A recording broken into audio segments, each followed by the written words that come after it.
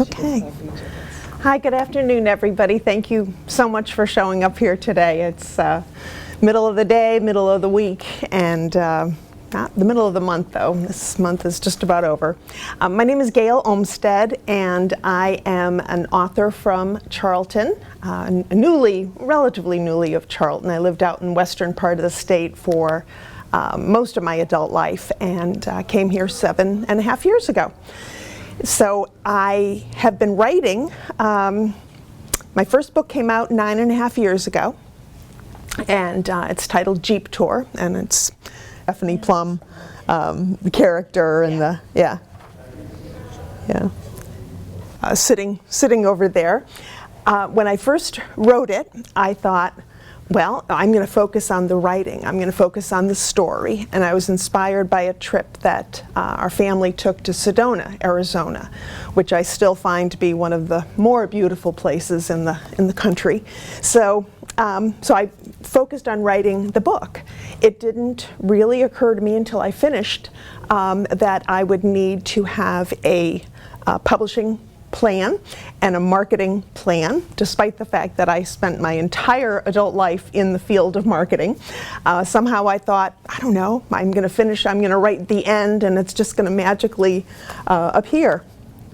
And again, that was in April of 2015. 14. Yes, 14. So, publishing has come a long way since then, and a lot of changes have occurred in my publishing journey. Just out of curiosity, any writers here? Okay, a couple of writers. It's wannabe. Okay, so this is what I'm supposed to say. So what is stopping you, Terry? What is stopping you from continuing the writing? It's I feel overwhelmed because I don't know where to start. Okay, all right. That's so many stories to tell and don't know where to start and how to put it in an order, and yeah. Okay. Yeah, I think that happens a lot. I know with for Jeep Tour, it was a fairly straightforward story. It's contemporary fiction.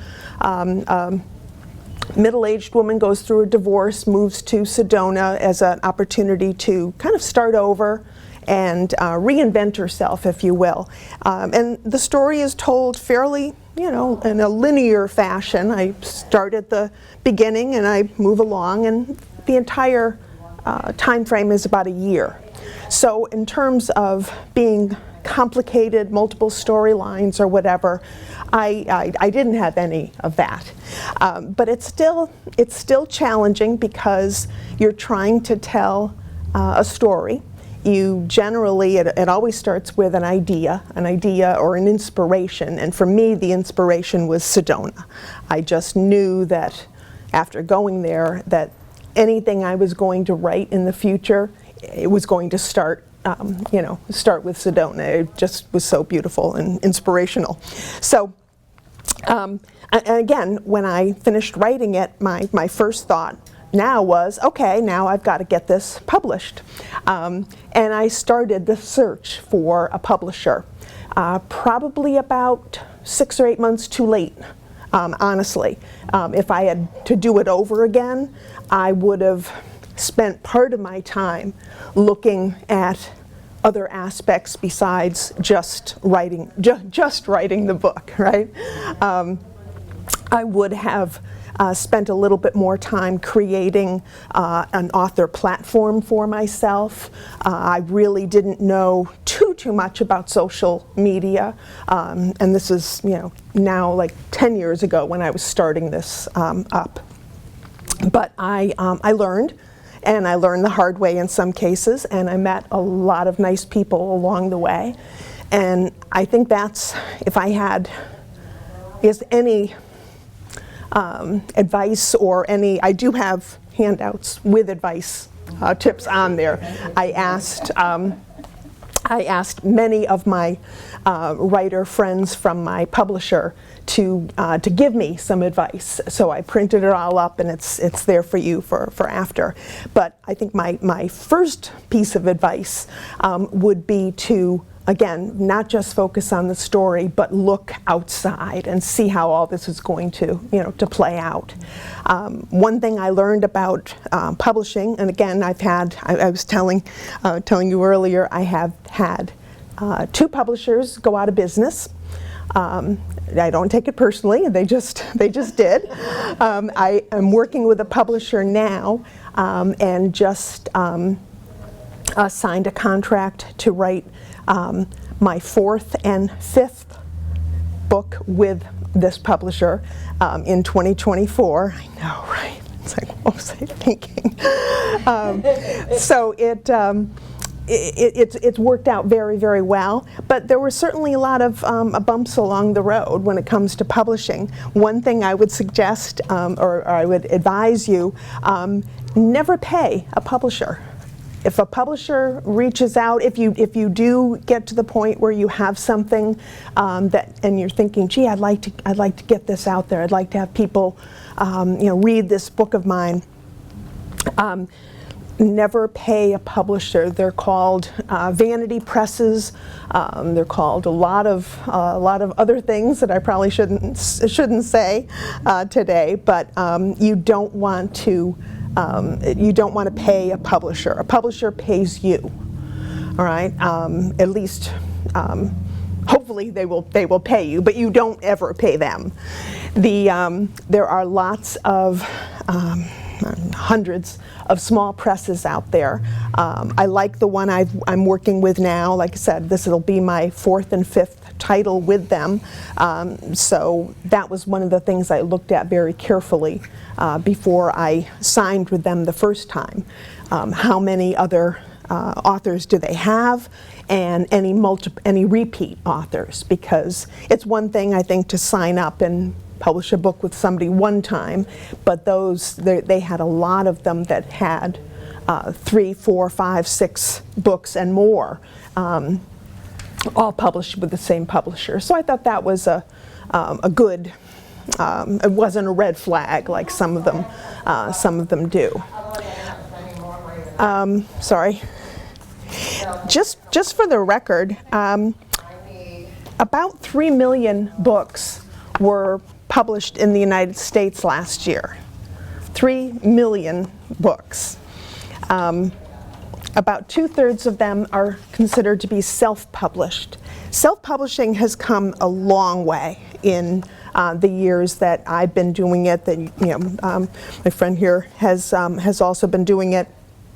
There are so many great resources out there: training, opportunities, software, designers, people that will help you to create the best possible book to put out in the world. The good news is self-publishing is easy, and it can be relatively inexpensive. The bad news is self-publishing is easy, and it can be relatively inexpensive. There are a lot of self-published books out there that are wonderful, some of the best books that I've ever read. There are a fair number, unfortunately, that really need a good editor, need a good designer, need a good formatter, and they kind of give the industry a bad name. So if you are thinking of writing and of publishing, I would definitely consider self-publishing. My first 4 books are now self-published. Again, because my first one, I self-published it because I couldn't find a publisher. My second and third were published by a traditional publisher, and again, they both went out of business. So there's lots of different opportunities, or options, I should say. The advantages of working for me with a publisher have been primarily distribution. My publisher that I'm working with now has been just terrific in terms of getting getting my books out there, making them available you can go on Target.com or Walmart.com or Barnes & Noble. Amazon features them very well. And distribution is key. I mean, you really do want to be everywhere that your potential reader is looking for a book, right? And I think that's just another piece, and it's probably on the advice sheet, but learn as much as you can about the genre that you're writing in and where readers find books. Book clubs are a great resource. They always say that writing is a very solitary or isolated profession. I don't think it necessarily has to be at all. I think talking with other writers, I've learned more than I can even imagine that I ever would. Things that I never knew I needed to know, I now know because of the contacts I've made over the years with other writers. Literally the most generous, supportive, open-hearted, open-minded group of people that I've ever known. There's just, maybe at a the higher echelon, there's maybe a little bit more competitive or competition, but what I've found is that other writers are happy to share, happy to give you input or feedback. I can literally put up a paragraph that I'm struggling with and put it on out there on Facebook or in one of my writers groups and say, hey, what do you think? Literally within an hour, I'll have 50 people from all around the world, and that sounds like bragging, and maybe that's bragging, but 50 people from all around the world that took the time to read my request, read my paragraph or my outline or whatever, and took the time to revise it, give suggestions. How about this? What do you think about this? I would do this. It's amazing. That's probably been the biggest surprise for me is just how generous and supportive other writers have been, whether they're with your same publisher or not. It just happens that way. It's really been really wonderful. What do you think the best-selling genre or type of book for fiction is? What do you think people are buying? Mystery? Mystery's up there. Mystery's Horror. Horror is definitely a genre that is, and there's, and within mysteries or horror, there's all different subcategories for young adult or whatever. But romance is actually, especially for ebooks, romance is the best-selling genre of books. And again, within romance, there's contemporary, there's historical, there's dystopian, there's Regency, there's different countries, different cultures, different time periods that fall within that category. So I'm not saying you should write romance because that's what people are reading, but if you do, there is a lot of competition for a pair of eyes for the reader because there are so many books out there. How about for nonfiction? What do you think? True crime. I would think true crime, and I think it's in the top 3. Biographies. Biographies are, yes. Historical. Pardon? Historical. Yeah. As much. Apparently for nonfiction, it's religious and inspirational books. So I would put maybe some self-help in there also, or meditative types of books. For audiobooks, it's thrillers. People love to listen to thrillers on audio. I wanted to ask about that too, in terms of what you like, or what format you like to read. We were talking before, and you said that print was your. Got to turn the pages. You got to turn those pages. Okay. All the various formats for reading. I still see our questions sometimes online. People say, well, if I listen to the audiobook, does that count as reading a book? It's like, yes, of course it does. It's all good. I know. Well, that's the other question, is who is counting. Apparently, there are people that like to have track every book they've read and stuff like that. Do you do, and you count, and you list them, and you. I have a reading journal that I start every year, and I track the number of pages, and I publish it on my blog every year. I've seen your journal. Yes, you do. And every month I take the top 3 and I put that on my blog too, and I usually make a special post for Gail and her books when they come out. But like I said, other writers very generous with their time and with their talents and with getting the word out, which is wonderful.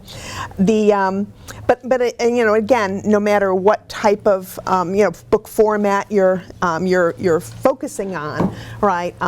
Print is kind of the standard. Although there are publishers that would love to just print or create an ebook for you because of reduced costs, and see how that goes for a while. I've had a few contract offers over the years that have said, we'd like to do an ebook first, and then we'll see if it's worth printing. And I have tossed those contracts away, because as much as I love listening to audiobooks and I love reading on my Kindle, I want a print book to prove that I wrote this book. It's there. It's tangible. It's tangible proof. I wanted to share a few things regarding just the process. I know there's a lot of writers, and I didn't include their advice on my advice sheet that I'll hand you. I didn't include the advice that said things like, write every single day. Write for at least 5 minutes every single day, no matter what. Write at the same time every single day. Maybe if you needed the discipline, or if you had just this limited amount of time that you could devote to writing every day, maybe that would make sense. I've written with children at home. I've written with full-time jobs. I've written being retired-ish, and no matter what, it's one of those things. If it's important to you, you'll make the time. You'll make the time to sit down and try to write. You never know when the inspiration will hit you. One of the pieces of advice that another author gave me was, keep Post-it notes everywhere, including the shower, because you want to write down ideas. And it's true. As much as you think, oh, I'll remember, this is a great idea, I'll remember this later. Whether you're a great deal younger, no matter, you won't remember, trust me. So I definitely keep a notebook or something with me all the time, and make sure that I have an opportunity to write it down, and then, usually I'm looking at it the next day saying, what is this? Why would I do that? I can't even read it. But you always want to write these things down, because a good idea is where everything gets started. What types of books do you enjoy? Historical fiction. Okay. Me too. Yeah, more. I find more and more I enjoy it. And again, we were talking earlier about historical, studying history in school, and I was never a history buff. For me, it felt like the only practice was to memorize dates. When did something happen? did this happen before this happened? Not why, not who, not how, not what it all meant or what the impact was. It was just memorizing dates. And I've, suggested that to even those who teach history. Say, well, it's important to understand, just like, I like to know about people. I like to know, all of my books are character driven, all right? Some have some plot twists, some have some historical perspective or context, but all of them, in my humble opinion, are character-driven stories. I like writing about women. They always say, write what you know. And I think that's true to a point. I feel more comfortable speaking in the voice of another woman, whether she's a contemporary woman today or a woman in my historical fiction book that was 150 years ago.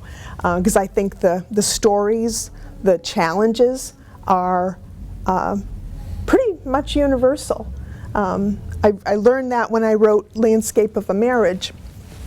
It's historical fiction based on the life of Frederick Law Olmsted, who designed Central Park and hundreds of other parks around the country, a relative of my husband. My husband and Fred are second cousins, few generations apart, but that is the connection. And as I wrote it, I thought, well, first of all, who am I to be writing this, historical novel about this real person? I wrote it from his wife's perspective because I thought she would have an interesting story to tell. So I did write it from her perspective. But what I found was that the challenges that she faced and the struggles were really not that much different than women are still facing today. And this isn't it's more just a general observation that as much as things have changed, a lot of things really haven't changed all that much. We still tend to be focused on looking for some kind of balance in our lives, whether it's children, a family, a profession, personal time, right? Having time for for yourself. I think the struggle is ongoing to a certain extent, and I think the similarities between what Mary Olmsted was going through as a young wife. She was married to Fred's younger brother, and they were very, very much in love. They had 3 children, and at the age of 32, his younger brother died from tuberculosis. And Mary had 3 small children and really no way of supporting them. She had a very small allowance from her grandfather's estate. She was an orphan, raised by her grandfather. And as his older brother, Fred, who was designing a park in New York City, I don't know if anybody's Central Park, he was just starting to work on it actually. He promised his brother on his deathbed to not let Mary suffer. So he married her and adopted her 3 children, and it was very much a marriage of convenience, right? So Mary was struggling, still grieving at the age of 28, having lost the love of her life, and trying to, struggling to, support her family and keep everybody together, not have them parceled out or whatever. And so, I felt for her, and I felt back in those days, and she was of a certain class that you didn't just go down to the corner apothecary and get a part-time job. It just wasn't done. So she really had very few options. So when he reached out and said, I think we should, I'm of the mind that we should get married. It was very romantic, right? Very, just flowers and candy. And he said, I think we should get married. And her response was, well, yeah, I think that makes sense. But she wanted more. I mean, she was only 28 years old and saw her whole life ahead of her, and she set out to make sure that they had romantic love in their marriage, and that they were creating a future together. And he was hard to pin down because he was one of these bright shiny object. Oh, I'll go here, I'll go there, and oh, they want me in Chicago, they want me in Niagara Falls, they want, and trying to rein him in as inspired and creative, and I'll say brilliant. I don't know, I hope that doesn't sound, I think he was brilliant just in terms of his vision, but trying to rein him in and create a family together. She had a lot of challenges, but I grew to really care about her from reading her letters and reading her journal entries and things like that. And it really struck me that she did have a lot of the same struggles and challenges that many of us have today. So that's been kind of my niche, if you will. The focus that I keep coming back to is that desire that we have to reinvent ourselves, recreate ourselves, search for that happy ever after, that second chance at a good life. And sometimes, in my books at least, sometimes that includes romance, sometimes it includes a new job, sometimes it includes a geographical move to another place. Sometimes it's all of the above. So I think, and I didn't start out to say, oh, I'm going to write about women in search of I just wanted to write a book. And I came across this very, very late in life. The senior AARP, all right? They had already come calling for me. See, I've already forgotten. On a number of occasions before I sat down and started writing Jeep Tour. So I guess I say it's never too late. But again, I didn't start out to think of this as an ongoing theme. It just happened in the first book that I felt that inspiration from, again, the scenery and the people that I met in Sedona.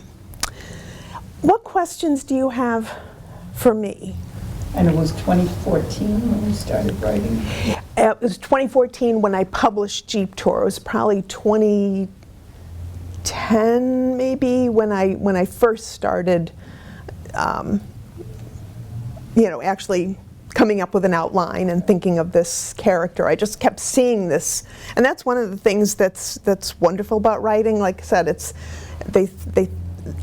said to be an isolated or solitary, but you always have your characters, and and to me, I write character-centered stories. It's all about the character, and the more you know about who you're writing about, and I'm very visual. I'd have pictures. I'd have certain the woman who I thought of when I wrote Jeep Tour, the actress that I thought of as playing Jackie Sullivan was Kristen Wiig. Anybody? Kristen Wiig? I love her. I think she's pretty but not beautiful. She's funny but kind of understated but quirky and interesting and a little bit socially awkward, and that's how I pictured. She can play serious roles. And she can play serious roles as well.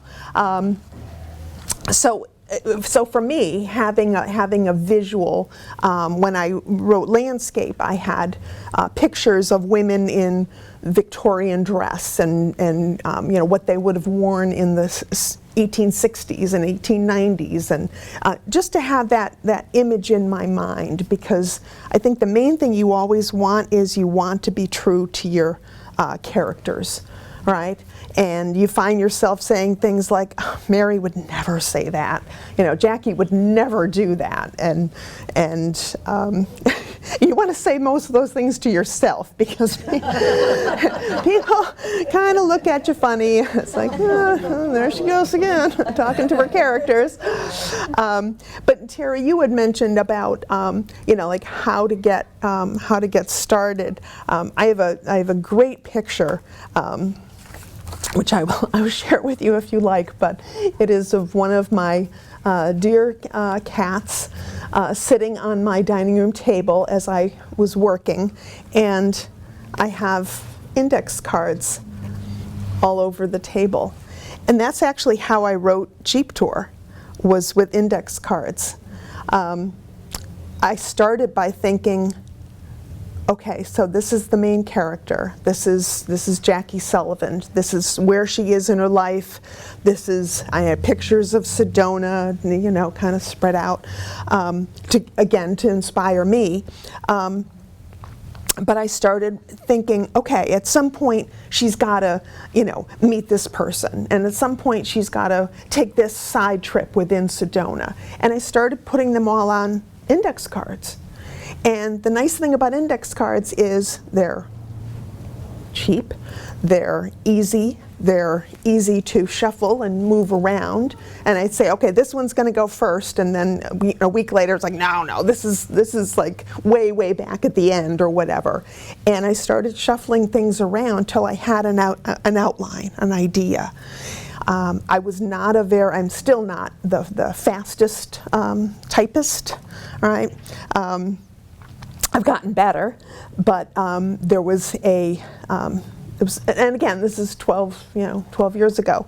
There was voice-activated software called Dragon software, and my husband found it for me because he probably heard me complaining that I can't type fast, especially for dialogue. I can't type fast enough to get it all down.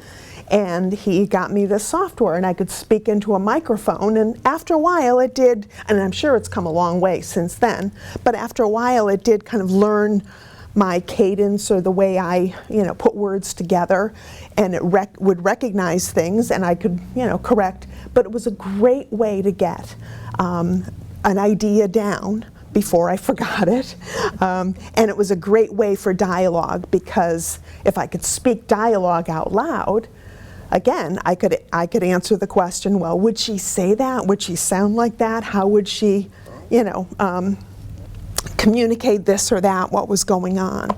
So for me, it was index cards, Dragon software, and, just an idea that, this was going to be her journey, and my job was to share it with potential readers. So that's how I got started. I actually even in Microsoft Word, every single chapter was a different file. I wouldn't recommend that. That was very messy to try to put all that together. I know you're like, what? You never told me that. Yeah, every so I'd look and be like, okay, that's chapter 7. Wait, no, I thought I already have a chapter 7. This was okay. This is the one. Oh, this is the one where she goes to the barbecue. Okay, I'm gonna move. It's horrible. Don't ever do that. Again, for me, it was index cards and just trying to, because you want to create an arc in your story. You want to have some tension built in, because as much as we might say, oh, I love a happy story, I love happy, well-adjusted characters. There still has to be some tension. Something has to happen, or something has to happen if they don't do something, right? There has to be stakes. I love that term. I love that they have to have something that they could lose or gain if they behave in a certain way, or if they do something. So they have to change. Yeah. Character, to me, character development is critical. I wanted, and you have to set goals for your characters. You know, how do you want them to be perceived? How do you want them to be? How do you want them to communicate? How do you want them to change and grow and develop over time? Because, you know, as much as you can have a minor character that maybe that's stuck in, you know, this habit or this way or old school or whatever, that's, you know, that's fine. But we as readers, we like to see characters who evolve, who grow, who stumble, you know, not perfect, but have, you know, goals and we love the struggle, you know, whether it's a, you know, again, career, personal, a physical move, medical issues. We love to hear about somebody that struggles and then overcomes, for the most part, overcomes those, you know, those issues. How do you get that emotional piece or the sarcasm or the whatever across when you're writing, which an audible book does? Right. Wait, I want to know the answer to that question. It's difficult, and one of the things that constantly drives editors crazy is they're called dialogue tags. So it's like, she said happily, or she, you know, I can't, you know, she said in a serious tone or something like that. You know, she exclaimed, she mumbled, editors will tell you, get rid of all those dialogue tags. Say she said something. It's up to you in your choice of words to communicate how she might have said that, or the reaction that the person that they're talking to has. So you can say, I'm very upset about this, right? She said, right? And, you know, maybe the person she's talking to says, and, you know, shocked by her, you know, to kind of get that response in. So the inflection is hard because it's not a spoken word, it's a written word. But your choice of words, shorter sentences in dialogue, you know, kind of express that there was a strong emotion or whatever, or maybe they can't even finish a sentence because they're so, you know, upset. I do a fair amount of ... end exclamation or end, you know, quotation marks, because very often when we're speaking, we're cut off by the other person. I love dialogue. I love writing dialogue. To me, it's just. It's interesting, it's fun, it's challenging.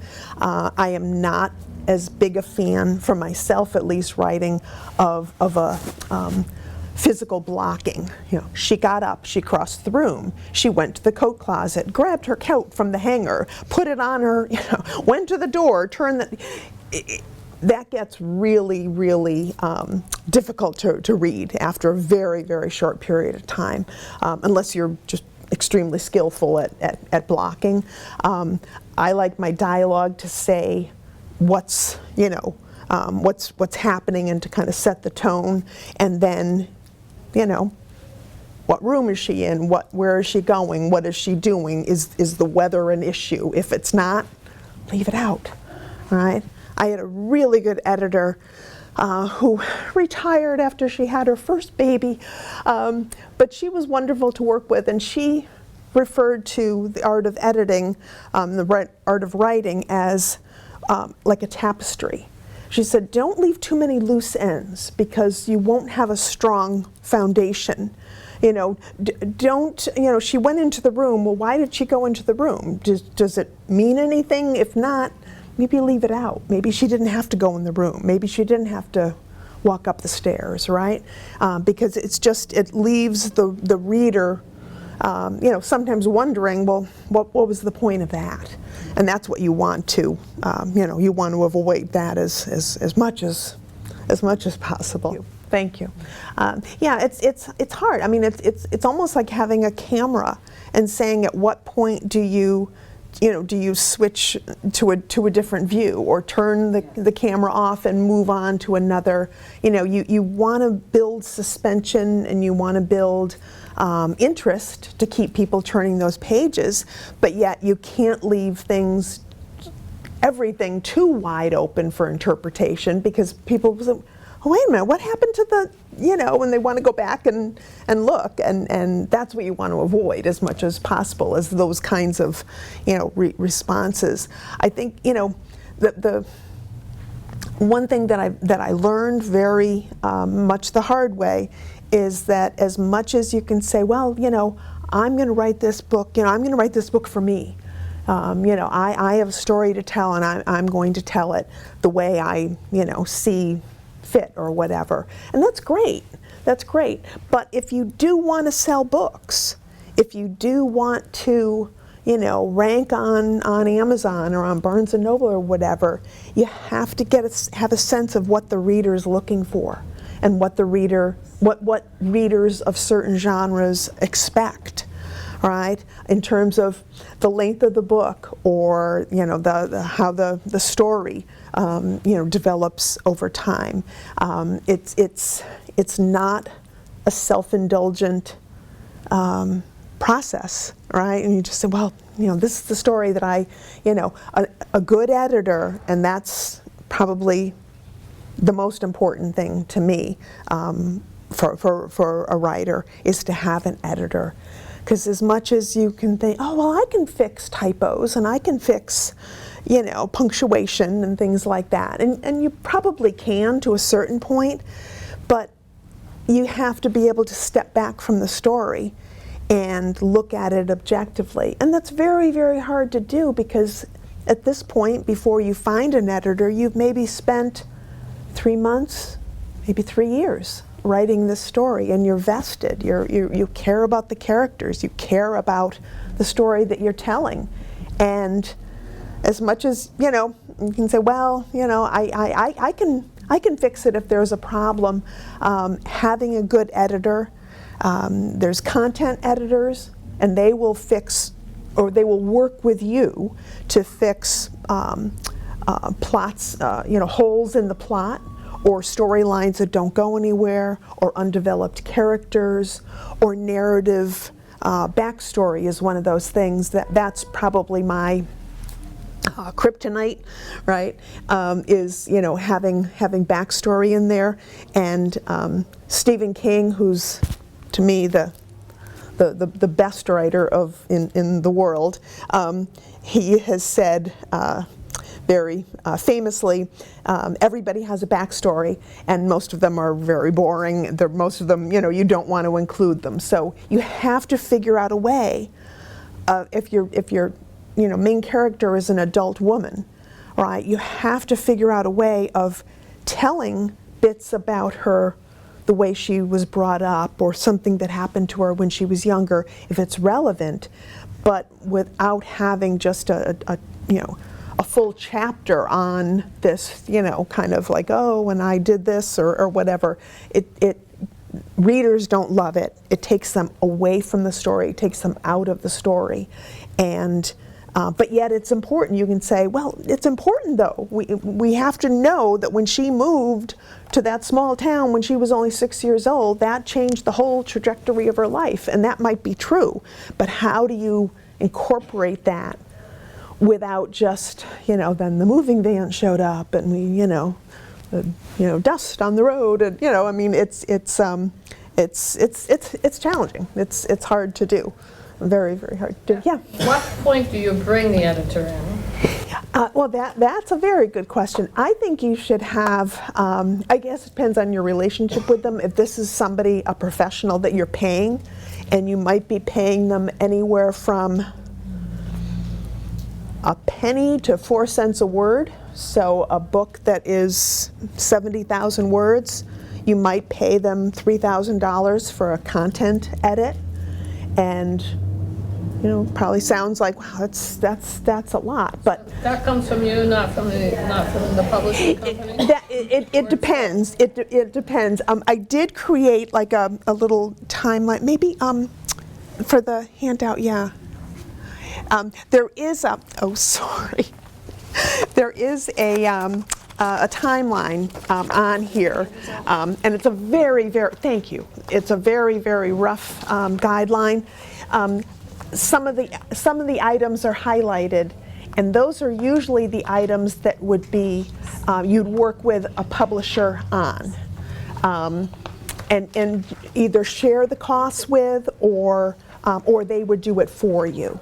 I will tell you, most publishing houses today, I look at my publisher and I focus on distribution and marketing support. I won't send them anything other than a fairly well-edited book before, I expect that that's going to be my job. But I think every publisher is different. Some will go through, edit, change everything, change the title, change, the whole story. Some are more hands-off on that. They expect that you're going to submit a well-edited story. So I think after you have a first draft, I like to send it around to my early readers, my beta readers, if you will, send them an advance copy, get feedback, and then listen to that feedback, make some changes. At that point, I'd look at sending it to an editor for a content edit. That's where I'm at right now with my upcoming book for next June. It's historical fiction, and it is currently back in my hands because my editor has gone through it. We had she redlined a lot of things, and we had a phone conversation on Monday, and I feel pretty comfortable, I hope, with what I need to do, the changes I want to make, and get them to her at the end of October. So I have some things to work on, and then she's going to get it one more time, and then she'll do a copy edit, and that's when she's looking for consistencies or inconsistencies, like, wait a minute, it started on the weekend, and then next thing she wakes up and it's Thursday morning, or something like that. And you think, oh, how could you do that? It's so easy to do that. It's so easy to do that. But I just read a book by a very well-known author, and they were in San Francisco, and she and her brother were driving to their parents in San Diego for Thanksgiving. And they got up at a reasonable time and got in the car, and they were there in time for lunch. It's like, what planet are you? You can't, And I'm thinking maybe you're right. Maybe they flew and I missed that part. But, you can't get up in the morning on Thanksgiving Day and drive from San Francisco to San Diego and be in San Diego in time for lunch. It can't be done. And so when you see things like that as a reader, to me it makes me question everything, right? Years ago when I worked in industry, I remember Jan Carlson was the CEO of Scandinavian Airlines.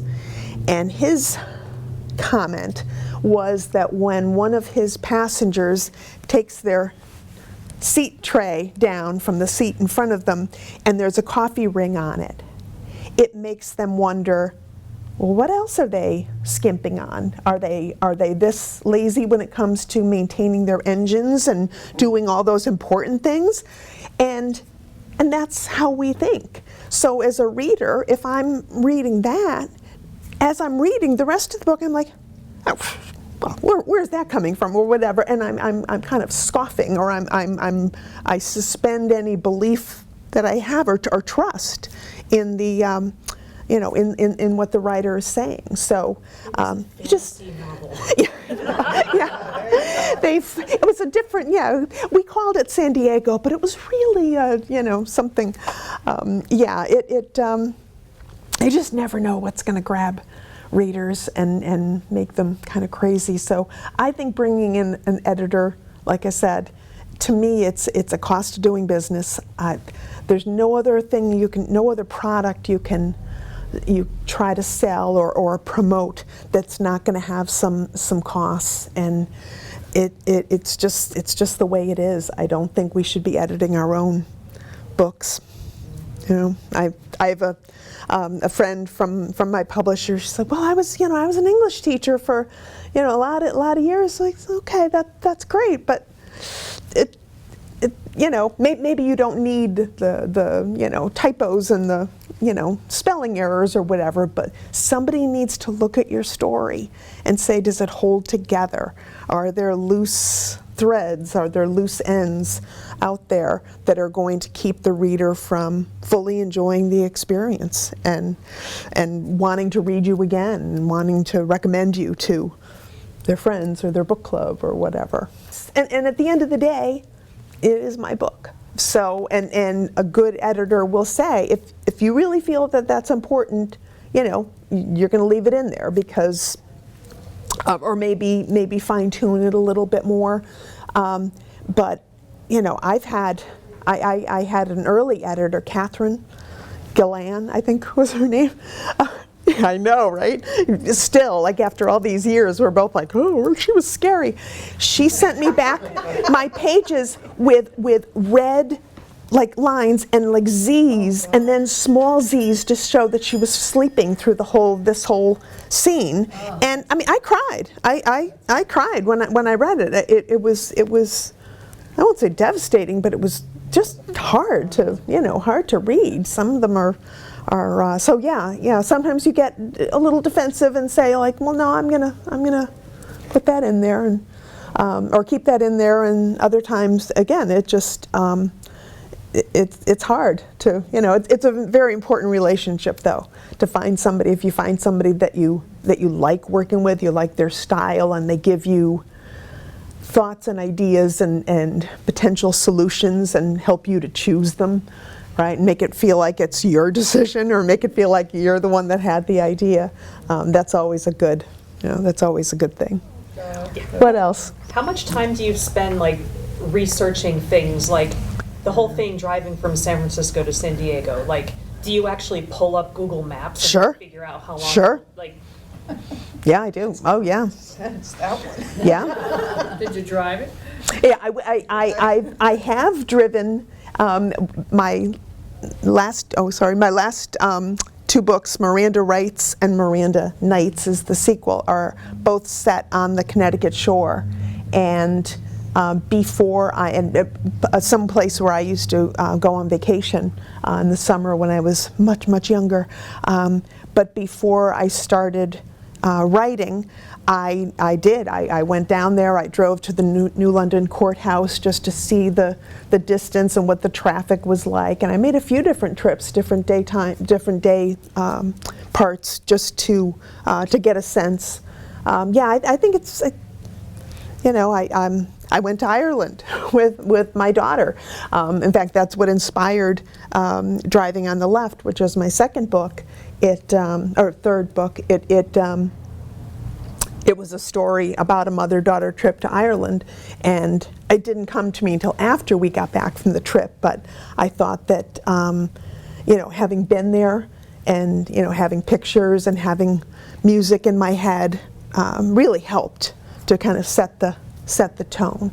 Because you want somebody said one time, probably the best compliment I ever had in my writing, somebody said about Jeep Tour that they could feel the clay dust, as they were writing, and it was like, oh, thank you. That's, more so than I liked the character or she was interesting or whatever. But they said they could feel or sense the clay dust from the desert. That was wonderful. I love the way you talk to us, like theatrical asides during that book.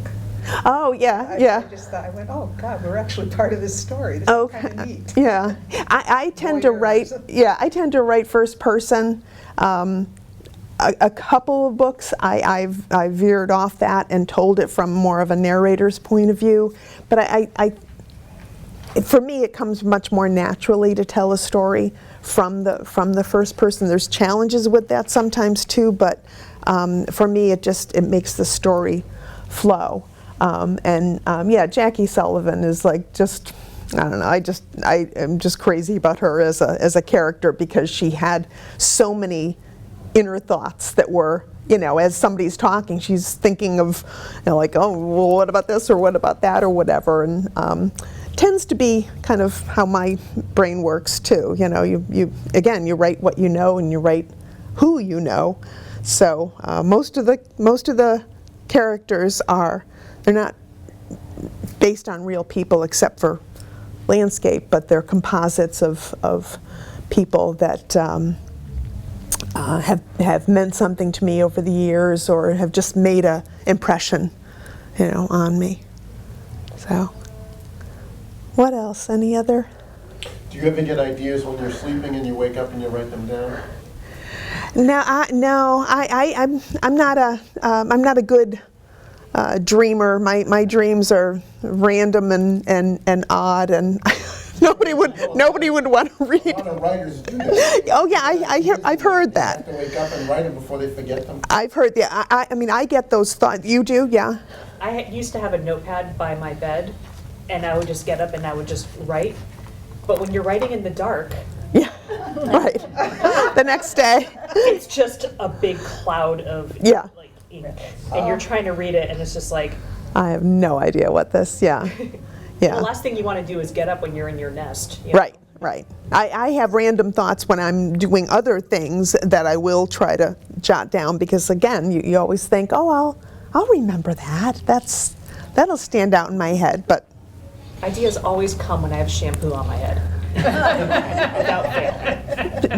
books written in the shower. It's shower. Yeah. Speaking of Amazon, when you say you go on Facebook and Amazon, do you belong to certain writers groups? Yes. Oh, okay. Yes. Yeah. I think from a trying to be a writer that is read by a good-sized community, having a number of readers, I think it's a necessary evil. I mean, or I wouldn't call it an evil. I know some people are like, oh, social media and stuff like that, but it's a tool. It's just a tool, and I think if you can be good at a couple of them. I was at a workshop in San Antonio last week, and one of the sessions was on TikTok and creating TikTok videos for your. And I checked my phone, I excused myself to go to the ladies' room, I got myself a cup of coffee. I'm not against new social media trends or whatever, I just don't feel for me that a TikTok video is going to enhance my brand, gain me more readers, or, create a desire for people to read my books. It's just a feeling that I have. Maybe in a year I'll be a TikTok phenomenon. Yeah. Gail, could you touch down on biographies? Like Sure. Autobiography. Or writing an autobiography. Wow, I've never really thought about a memoir or an autobiography for myself. I like to tell the story. I don't want to be the story, but I know people who have written. I like to read an occasional memoir or autobiography. I think if it's a person that appeals to me, if it's a time period that is interest into me, or there's some conflict that they've had, I'll certainly read them. Like I said, I've just never had the goal of writing one for myself. Yeah. Unless he's Stephen King. Well, Stephen King, one of the recommendations at the bottom, I only made 2 recommendations on one of the sides of the sheet, and I can't remember which side it's on, but On Writing by Stephen King isn't it so wonderful? It's just, Again, I think as a writer, he's phenomenal, but even if you're not a reader of Stephen King, you have to, give the guy props for knowing how to craft a good story. And, I'm not a big horror fan, honestly. I don't really like all the monsters and the things like that. He writes amazing historical fiction, and he writes amazing. I'm reading one, his latest right now is called Holly. It's so good. It's so good, and there's nothing in it, at least so far, that is, fantasy. Or there's a few creepy elements. It is Stephen King, but he's again, even if you're not a big fan of his writing, reading what he says about the craft of writing and the practice of writing and his habits and what he's learned is it's a wonderful book. It's a wonderful book. But you read it too, Alan? Yeah. Yes. Have you read Janet Ivanovich's How I Write? No. No. Oh, my because God. I love her. It is a kick in the butt.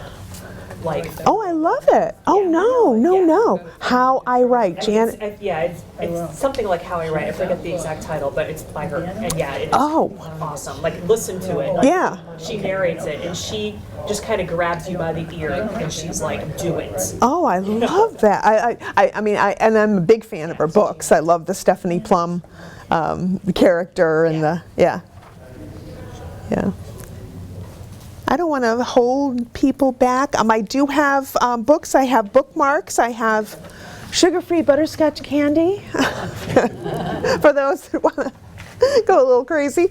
But my email is on there, and I'm always happy to get to hear from people that I've talked to a number of writers. I don't know that I would be the best mentor, but I can certainly point you in the right direction, or